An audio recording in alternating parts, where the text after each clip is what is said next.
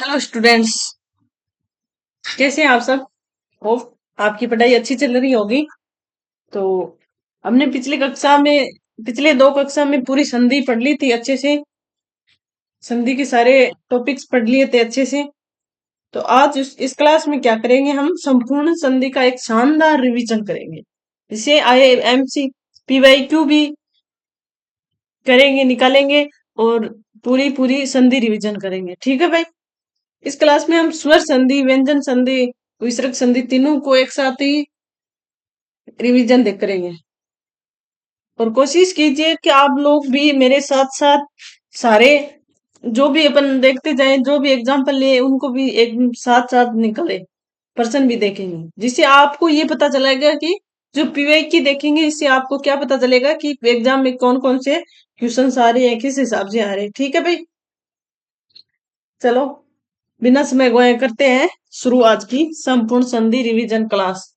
ठीक है भाई। संधि का परिचय और मुख्य भेद। ये सब संधि क्या है? संधि दो समीपवर्त वर्णों के मेल से जो विकार परिवर्तन होता है उसे संधि कहते हैं। पहले तो ये बताओ कि संधि में जो अपने स्वर और वर्णों की क्लास देखी थी, फर्स्ट क्लास, उसको देख लिया था ना? एक बार देख लेते हैं कि स्वर क्या है और वर्ण क्या है। ठीक है भाई।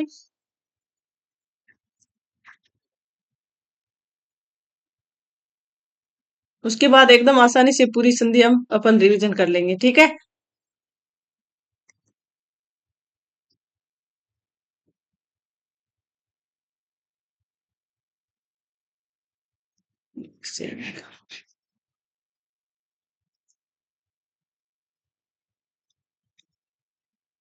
स्वर क्या है? ए, आ, ई, दीर्घ ई, उ, दीर्घ उ, री, ए, ऐ, ओ, औ। कितने हैं? 11। स्वरों की संख्या कितनी है? 11। ठीक है। अब यहाँ पे देख लेते हैं अपन वर्ण।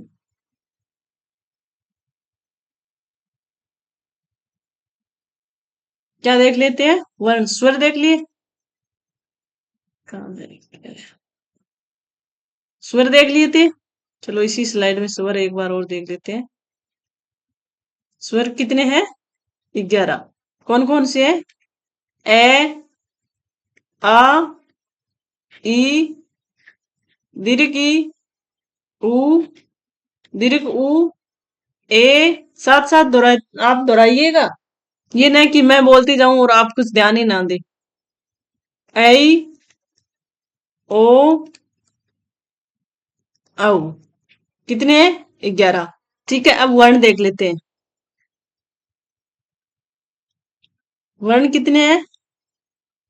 वैसे तो अपन संधि के तौर पर तो अपन 33 ही काम में लेते हैं, लेकिन कुल वर्णों की संख्या है वो 52 है। वर्ण देखो कौन कौन से हैं। क, ख, ग, ड़। फिर है च, छ, ज, झ और ञ। फिर है ट, ठ, ड, ढ और ण। फिर है त, थ, द, ध, न। प, फ, ब, भ, म। ये बस संधि में इन्हीं का है सबसे ज्यादा रोल।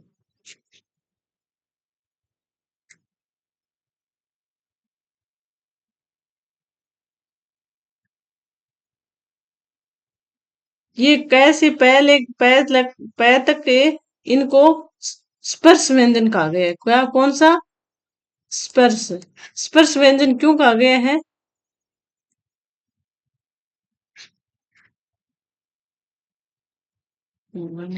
भाई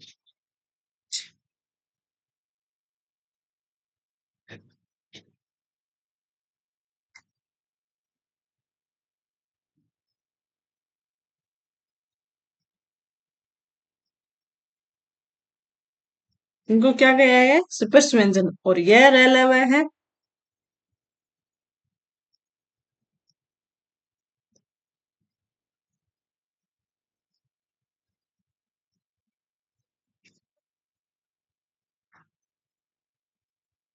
ये क्या थे, वर्ण।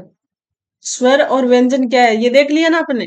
अब अपन अपनी संधि करते हैं स्टार्ट, जो रिवीजन के तौर पर है। संधि, संधि क्या होती है, दो वर्णों के मेल से जो शब्द बनता है, और जो दो वर्णों के संधि विच्छेद करते हैं, जो भी उत्पन्न विकार होता है वो संधि कहलाती है। ठीक है।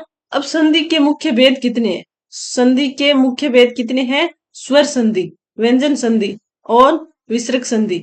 कौन कौन से है,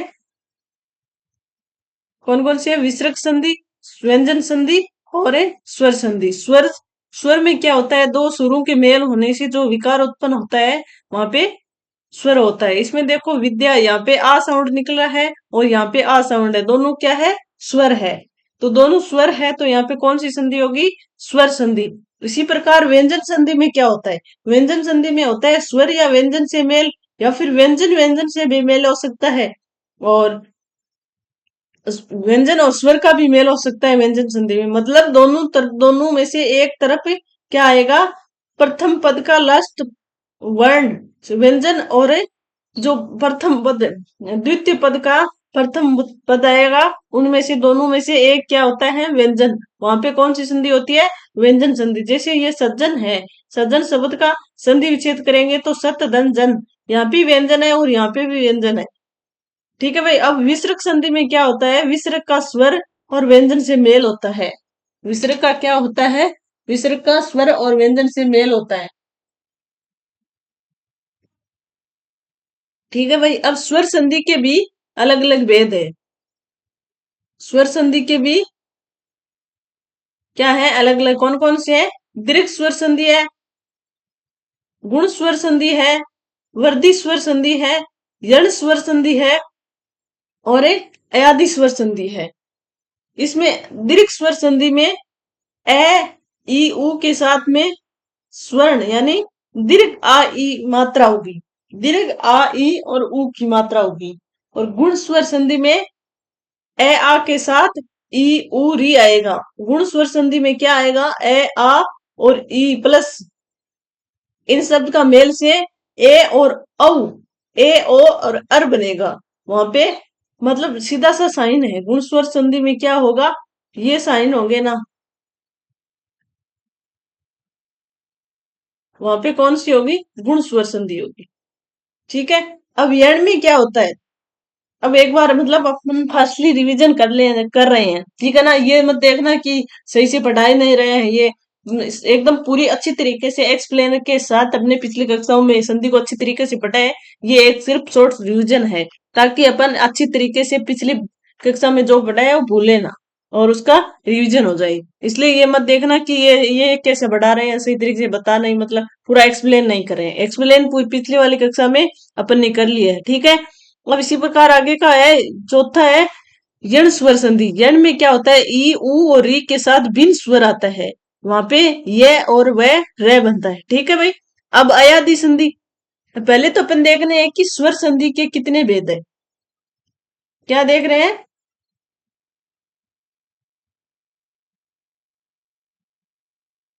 अयादि के कितने भेद है, पांच है।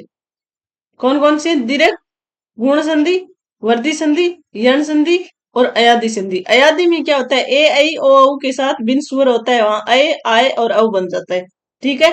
अगला है कि दीर्घ समान स्वर, थोड़ा सा मतलब एक्सप्लेन के साथ कौन कौन से नियम आते हैं, ये एक एक देख लेते हैं,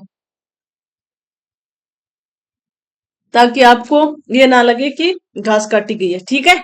इसलिए ह्स्व और दीर्घ ई के साथ समान स्वर आए तो वहां पे दीर्घ आ ई बनेगा। ये क्या है, ह्स्व या दीर्घ के साथ समान स्वर आएंगे।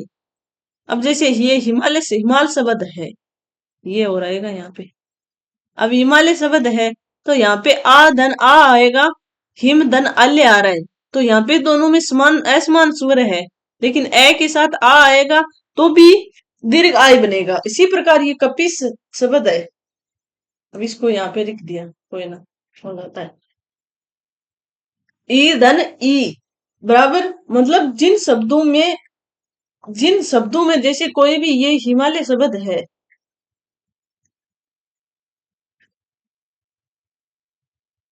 तो इसमें ये दीर्घ दिख रहा है। अब इसमें ये कपि शब्द है, और गुण क्या है? सुक्ति।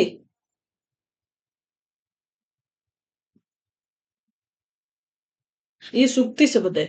तो उस मतलब पहले अगर एग्जाम में अपन को ये दिए दे आए कि एग्जाम के तौर पर सीधा शब्द पहचानने का तरीका देखें, तो अपन को ये दे दे कि मान लो इस हिमालय शब्द में कौन सी है, तो हमें ये देखना है कि इसमें मात्रा कौन सी लगी हुई है।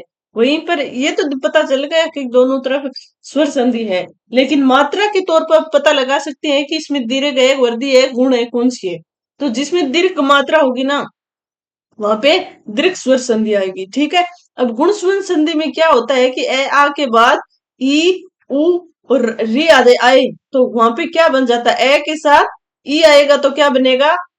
ए बनेगा। ए के साथ ई आएगा तो क्या बनेगा? ए आएगा। और ए के साथ उ आएगा तो क्या बनेगा? ओ बनेगा। और ए के साथ री आएगा तो अर बन जाएगा। जैसे ये नरेंद्र शब्द है, ये भाई नरेंद्र शब्द है, नरेंद्र। अब इसका संधि विच्छेद किया तो क्या नर धन इंद्र। यहाँ पे भी ए है, और यहाँ पे ई साउंड निकल रहा है, यहाँ पे ए साउंड है। ए और ए मिलके क्या बन रहा है? जैसे ये नए को नए लिख दिया, रे एजेटिक लिख दिया, और ए और ई बन के ए का साउंड आ रहा है, तो ए। इस ये गुण स्वर संधि की पहचान होगी। ठीक है। अब महोत्सव शब्द है, ये महोत्सव शब्द है, तो यहाँ पे देखो ए धन उ मिलके क्या बना रहा है? ओ बना रहा है ना। यहाँ पे ए के साथ आएगा तो ये भी बनेगा, और आ के साथ भी आएगा तो भी ओ ही बनेगा। तो आ धन उ क्या बन रहा है? ओ। मतलब गुण स्वर संधि में क्या होगा अपने? ये वाली संधि और ये वाला और ये साइन दिखेंगे, तो वहां पे क्या आएगी? गुण स्वर संधि आएगी। ठीक है भाई। हो रहा है ना रिवीजन? अब साथ साथ रिवीजन करते चलना है, कि ये ना कि भूल जाओ साथ में। ओ अब अगले में क्या है? वर्दी यण और अयाधि स्वर संधि। वर्दी संधि में होती है दो मात्राएं, मतलब दो नियम। वर्दी संधि में और कौन क्या कितने नियम है? दो नियम। संधि तो बहुत आसान है, बस नियमों को समझना है हमें, नहीं कि रटना है। ए आ का मेल ए ऐ से होने पर क्या बनता है? ए आ का मेल, वहां पे तो ई ए आ के साथ क्या हो रहा था? ई और ऊ बन रहा था गुण में तो। और यहाँ वर्ती में क्या हो रहा है? ए आ के साथ ए ऐ से मेल होने पर ऐ बनेगा, और ओ औ से मेल होने पर औ बनेगा। मतलब यहाँ पे ऐ आएगा, मतलब डबल मात्रा आएगी दोनों में। वहां पे क्या होगी? वर्दी, मतलब मात्रा की वृद्धि हो रही है। क्या हो रही है? मात्रा की वृद्धि हो रही है। ये साइन आएंगे। ठीक है ना?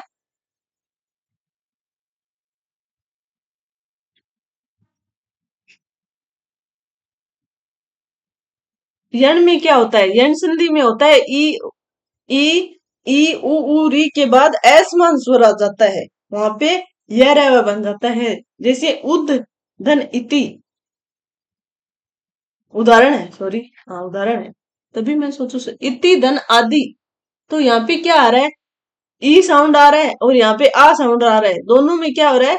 असमान स्वर आ रहा है ना, तो असमान का क्या बनेगा? ये बनेगा ये।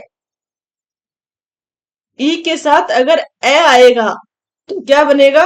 ये बनेगा। और ई ऊ के साथ ए आएगा, एसमान, यहाँ पे ऊ साउंड निकल रहा है, और यहाँ पे ए है। दोनों में क्या है? एसमान साउंड है, तो एसमान साउंड क्या बनेगा? ऊ के साथ बनेगा तो वह बनेगा। ठीक है भाई। और यहाँ पे री, यहाँ पे री निकला है और ए निकला है, तो दोनों में क्या है? असमान स्वर है। पितर धन अनुमति। ठीक है। अयाधि संधि में ए आय और औ आओ बन जाता है। क्या है? अयाधि संधि में ए ए ऐ ओ औ के बाद कोई भी भिन्न स्वर आने पर, मतलब ए ऐ ओ औ के बाद कोई भी भिन्न स्वर आने पर ए आय औ आय मतलब ए आई के साथ तो आय बन जाता ए बन जाता है और औ के साथ औ बन जाता है। जैसे ये नयन शब्द है, क्या है? नयन शब्द। इसको अपन संधि विच्छेद करेंगे तो ने धन अन होगा। क्या होगा? ने धन अन।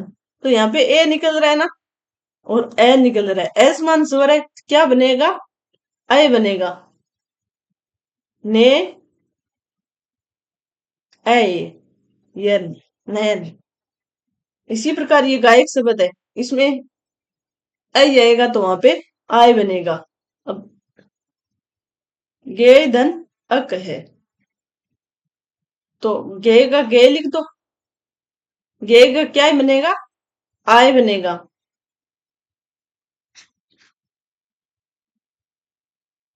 इसी प्रकार ये पवन है, अन बनना औ बन रहा है, यहाँ पे आओ बन रहा है। जैसे ये पो धन आओ, एक बार इसको समझते हैं। पो धन अक है तो पो का क्या बनेगा? आओ आओ बनेगा ना। ये पै पे लिखो, आओ मतलब पा आ, वह का वह, कह पावक। ठीक है। अब स्वर संधि अपनी पूरी रिवीजन कंप्लीट। किसी को कोई समझ में नहीं आए तो पिछली वाली कक्षा देख सकते हो। और ये भी अपने एक रिवीजन के तौर पे क्लास है जो फटाफट रिवीजन करेंगे। ठीक है। अगली स्वर संधि की पहचान एक शॉर्ट तरीके से भी देख लेते हैं, किस पहचान होगी जिसमें समान स्वर आए, समान स्वर होगी वहां पे दीर्घ स्वर संधि होगी। जैसे विद्याधन आल्य, कपिधन ईस, वहां पे समान स्वरों का मेल होगा, वहां पे कौन सी संधि होगी? दीर्घ स्वर संधि होगी। और ए औ अर की मात्रा होगी वहां पे, ए औ और औ अर की मात्रा होगी वहां पे, क्या होगा? जब देखो ये ए की ओ भी है तो यहाँ पे गुण स्वर संधि होगी। क्या होगी?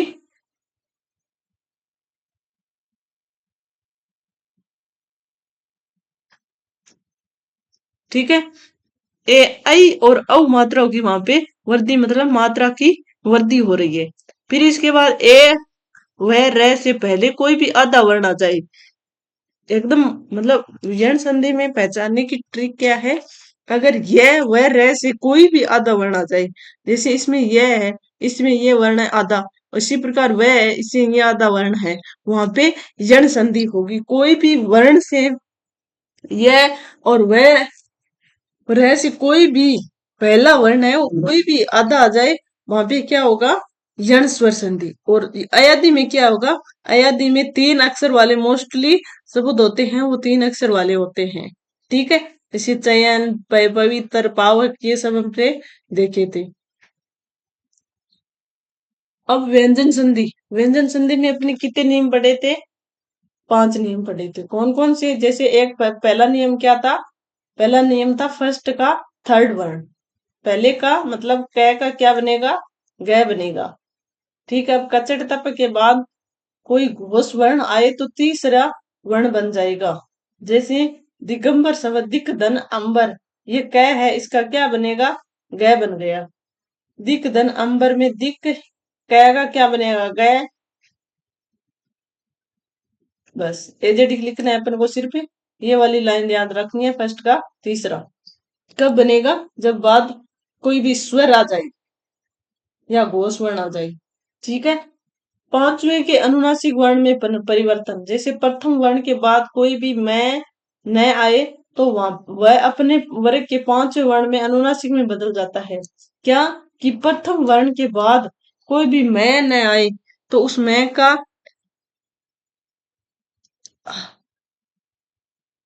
प्रथम पद है उसका पंचम पद, पंचम वर्ण में बदल जाता है। जैसे उत्तर, उत उत है, यहाँ पे न और मैं और न आएगा तो ये तय का क्या बन जाएगा? न।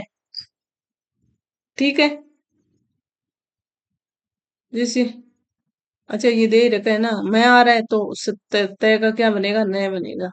ठीक है। अब तय और छह वाला नियम में क्या होता है कि तय के बाद ल आए तो ल बन जाता है और च छ आए तो च छ बन जाता है, मतलब डबल छ छ बन जाता है। जैसे स्वर के बाद छ आएगा तो च छ बन, उस तय का क्या बन जाएगा?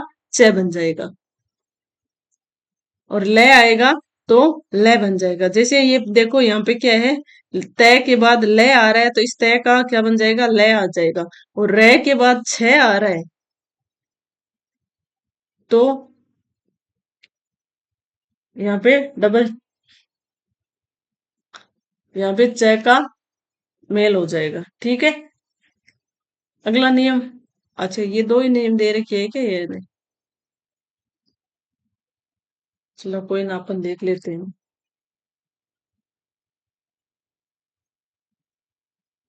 सभी को याद है कौन कौन से नियम थे? कल ही अपन ने पढ़े थे।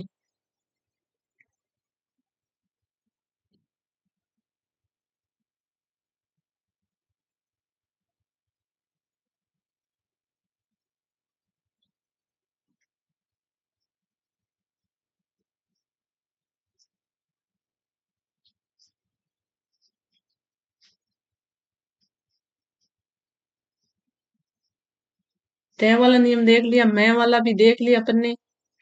अच्छा मैं वाला नहीं देखा ना, ये तो अनुनासिक वाला देखा। मैं वाले नियम में क्या होता है कि मैं वाले नियम में होता है स्पर्श व्यंजन से क से मैं बन जाता है, क का क्या बन जाता है, अनुस्वार बन जाता है। मतलब क्या है इसमें, मैं का मेल क से मैं तक किसी भी, जैसे मैं वाले नियम में क्या होता है, ये मैं वाले नियम में क्या होता है, क से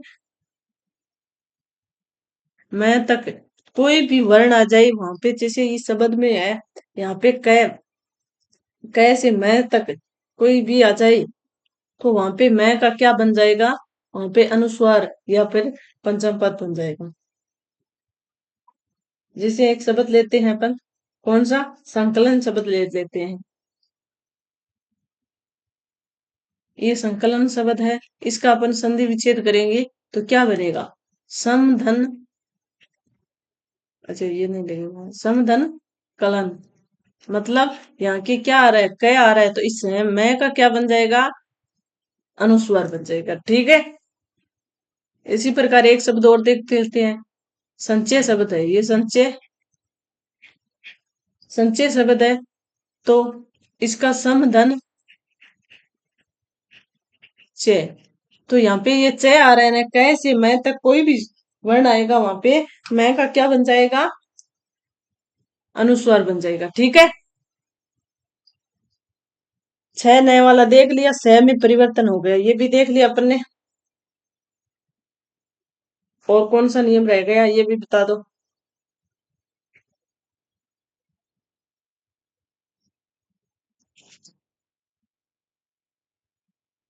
अब विसर्ग संधि, विसर्ग संधि में महत्वपूर्ण नियम कौन कौन से है। विसर्ग संधि में क्या होता है कि विसर्ग का ओ और र हो जाता है। किस में होता है, ओ का होना यदि विसर्ग से पहले ए हो और बाद में घोष वर्ण, घोष वर्ण कौन कौन से है,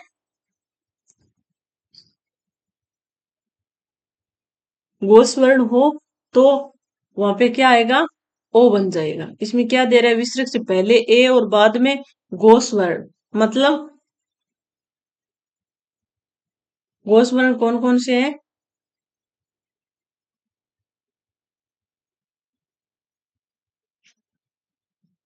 जैसे ये मन धन हर, यहाँ पे ए आ रहे हैं ना, विसर्ग का क्या बनेगा, मन, ए ओ बनेगा, हर। वैसे एडिटिव लिखना है अपन को, कुछ भी नहीं करना है। जैसे ये तप तय आ रहा है, पे यहाँ पे ए आ रहा है ना, ए का क्या बना दो, ओ, और भूमि, एजेटिव लिखना है, ओ लिखना है। क्या है, किस हिसाब से, कि पहले ए आना चाहिए, विसर्ग से पहले ए आना चाहिए। फिर विसर्ग का क्या, रह होना, विसर्ग से पहले ए आ को छोड़कर कोई अन्य स्वर हो तो वहां पे ए आ को छोड़कर कोई भी अन्य स्वर आ जाता है। जैसे ये निर्धन में ई स्वर है और दुख में ऊ स्वर है, यहाँ पे क्या आ रहा है, ई स्वर,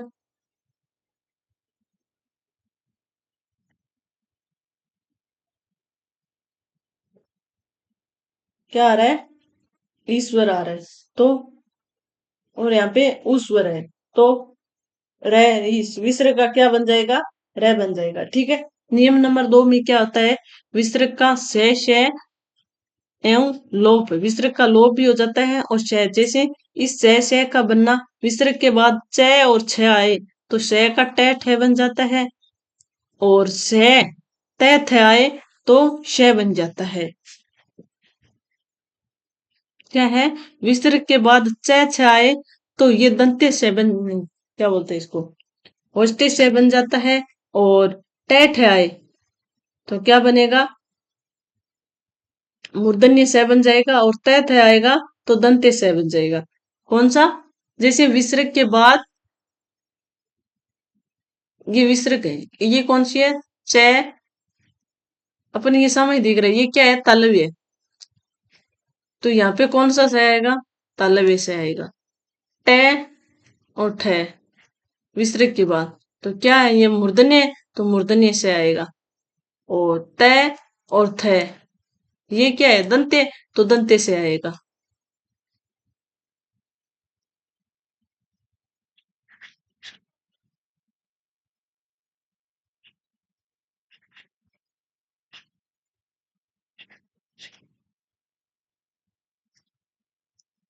ठीक है।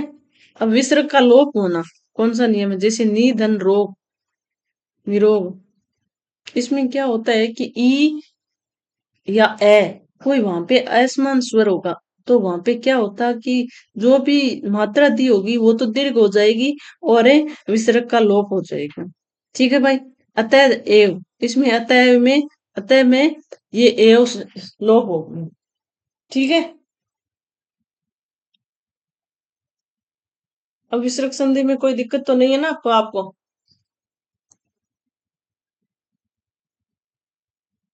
अब संधि पहचाने की सुपर शॉर्ट ट्रिक देखते हैं, क्या है, अपन ने बना ही लिए पीपीटी के माध्यम से आपके लिए।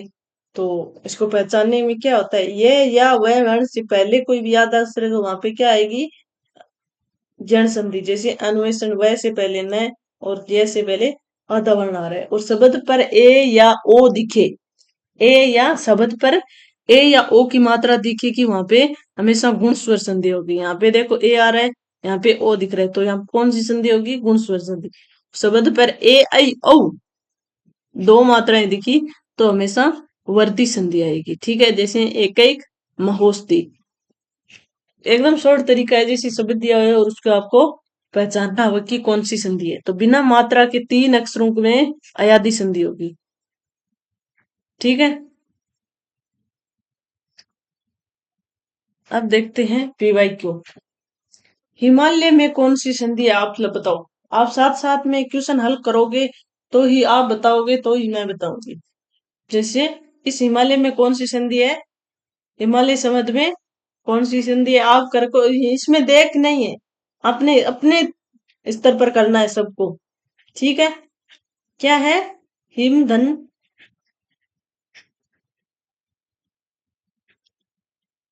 इसमें कौन सी संधि है, दीर्घ। अपन को कैसे समझ में आ रहा है, इस हिमालय शब्द में अपन को कैसे समझ, अभी देखा था कि दीर्घ मात्रा आनी चाहिए, वहां पे क्या आएगी, दीर्घ मात्रा। जैसे यहाँ पे ए और आ साउंड मिल रहा है, आ और आ मिलके क्या बनाएगा, आ बनेगा।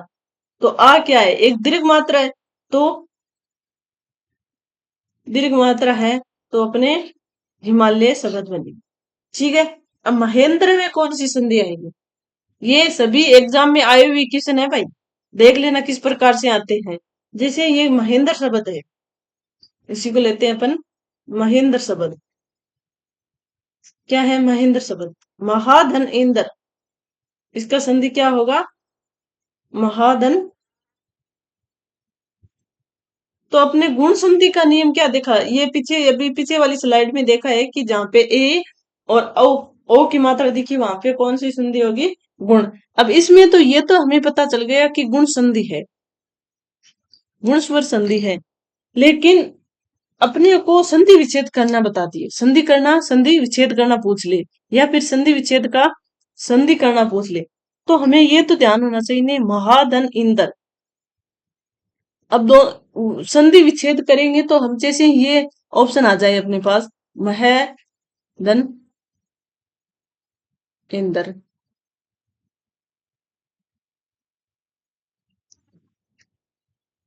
महाधन इंद्र, एक आ जाए मह धन इंद्र। इनमें से कौन सा सही होगा, हमें वही शब्द चूज करना है जिसमें मतलब दोनों और जब मिलाएंगे तो ये शब्द निकल के आएगा। अब किस शब्द से मिलेंगे, इसमें इसमें तो कोई मतलब मह धन इंदर में तो मह ए और और ई का बनता है ए, लेकिन जब संधि का विच्छेद करेंगे तो इस मह का कोई पर्टिकुलर अर्थ नहीं निकलता। और वही अर्थ सही होगा जहाँ जो शब्द का पर्टिकुलर अर्थ निकलता है। जैसे महातन इंद्र, यहाँ क्या है, यहाँ पे ई बड़ी हो गई, ये और ये इसका तो मेल आ सकता है, लेकिन यहाँ पे ई और दीर्घ नहीं होना चाहिए, इसमें है हलंत लगा हुआ है, तुम है वैसे भी कोई अर्थ नहीं निकलता। इसीलिए संधि विच्छेद करेंगे तो सभी शब्दों का क्या होना चाहिए, जब अलग अलग अर्थ करेंगे तो वहां पे दोनों का पर्टिकुलर अर्थ निकलना जरूरी है। ठीक है भाई।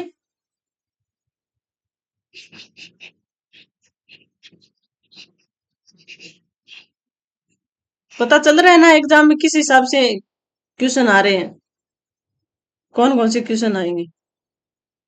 अब इसी प्रकार महोस्ती शब्द है, ये कौन सी है, वर्दी संधि का। इसमें वर्दी संधि जो पीछे अपन देखा, इसमें डबल मात्रा दिख रही है तो मतलब वर्दी संधि होगी। और इसमें वह से पहला वर्ण है, क्या आ रहा है, हलंत आधा आ रहा है, हलंत आ रहा है, तो इसमें यण संधि आएगी। ठीक है, इसका यण संधि का अपन देखते हैं कि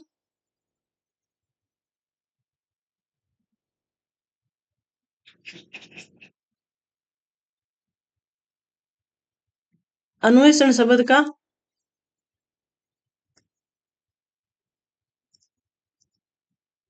संधि विच्छेद करते हैं तो क्या आएगा, अनु धन ऐसन,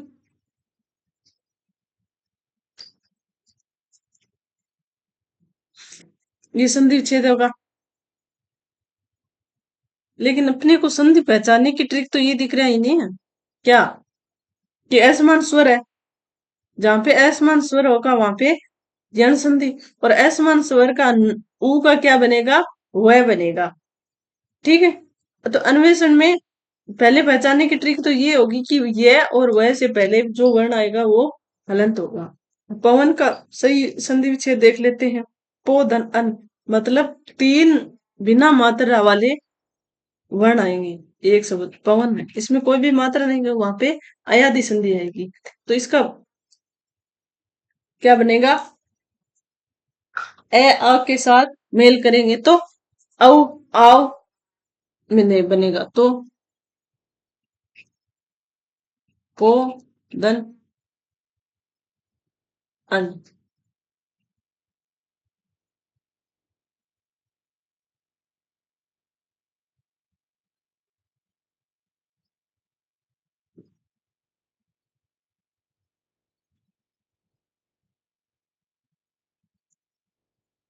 क्या बनेगा, पै का पै, ओ का क्या बन रहा है, औ बन रहा है, तो पै वे न।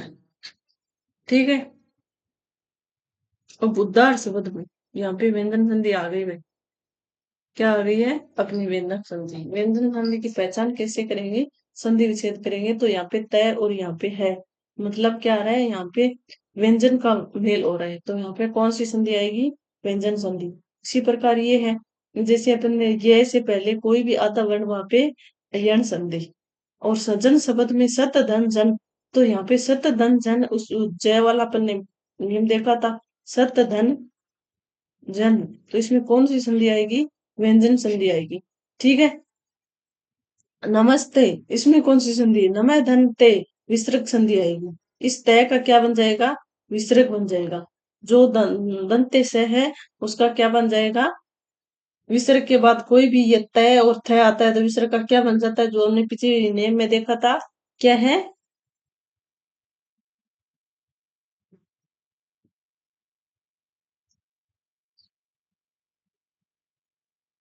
कि विसर्ग के बाद तय और थ आता है तो क्या बन जाता है, ये दंत्य स बन जाता है। ठीक है भाई, अब जैसे ये तय आया तो यहाँ पे दंत्य नमस्ते, एकैक, एक एक में कौन सी संधि आएगी, अब तो आपको पता होना चाहिए। अपने एक एक वर्ड को, एक एक शब्द को अच्छी तरीके से देखनी है, कि एक एक ट्रिक बता दी है कि कौन से शब्द को किसको पहचानना है, किस तरह पहचानना है, तो भूलना नहीं चाहिए। ठीक है, अब एक एक में तो साफ दिख रहा है कि इसमें मात्रा की क्या हुई है, वृद्धि हुई है, तो वृद्धि संधि आई, एक धन एक, एक एक। ठीक है, देख लिए। अब अगले कुछ एग्जाम्पल है, जैसे सत्शास्त्र का संधि विच्छेद करेंगे तो सत धन शास्त्र। सत धन शास्त्र जो अपने ये नियम देखा था कि सत्य तय के बाद कोई भी स आएगा तो इस तय का क्या बन जाएगा, च बन जाएगा। तय का क्या बन जाएगा, तय, और श का जो तालव्य स है इसका बन जाएगा छ। तो इसलिए सच्चा स्त्र। अभ्युदय में कौन सी संधि है, आप बताओ अभ्युदय में कौन सी संधि है। इसमें साफ दिख, यहाँ पे दिख रहा है जो आपने अभी ट्रिक देखी है, हबी धन उदय।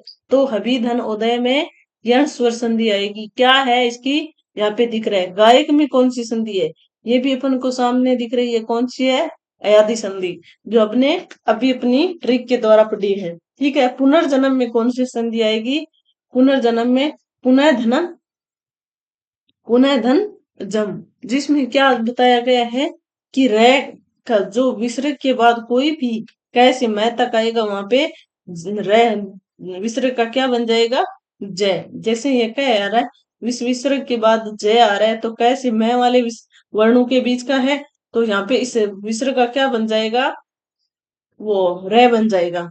ठीक है भाई। अब उल्लास में क्या है, तो यहाँ पे उल्लास शब्द दिया है तो उत के लाश अपने पढ़ा था कि उत के बाद कोई, तय के बाद कोई भी लय आएगा तो इस तय का क्या बन जाएगा, लय बन जाएगा। इसीलिए इस तय का क्या बना दिया, लय बना दिया, और एजेटिक अपने ये उल्लास शब्द लिख दिया। अब निष्फल शब्द में कौन सी संधि होगी, निधन फल। ये मूर्धन्य स कहाँ आएगा, ये अपने कल वाली कक्षा में नियम देखा था कि जहाँ पे विसर्ग के बाद प और फ आएगा वहां पे कौन सा आएगा, ये मूर्धन्य स बन जाएगा। विसर्ग का क्या बन जाएगा, ये मूर्धन्य स बन जाएगा। ठीक है। अब इसमें क्या है, निष्फल। निष्फल में निधन फल विसर्ग संधि आएगी। ठीक है। सदाचार में सत्य धन आचार, इसमें व्यंजन संधि, सत्य धन आचार जो हमने देखा था कि फर्स्ट का तीसरा, इसमें व्यंजन संधि का फर्स्ट ही नियम है। क्या इसमें तीसरे का सत्य धन आचार, इस तय का क्या बन जाएगा, दय। और जैसे अपनी स का स लिख दिया और तय का क्या बनेगा, दय। आ का आ लिख दो, चा का चार लिख दो, बस।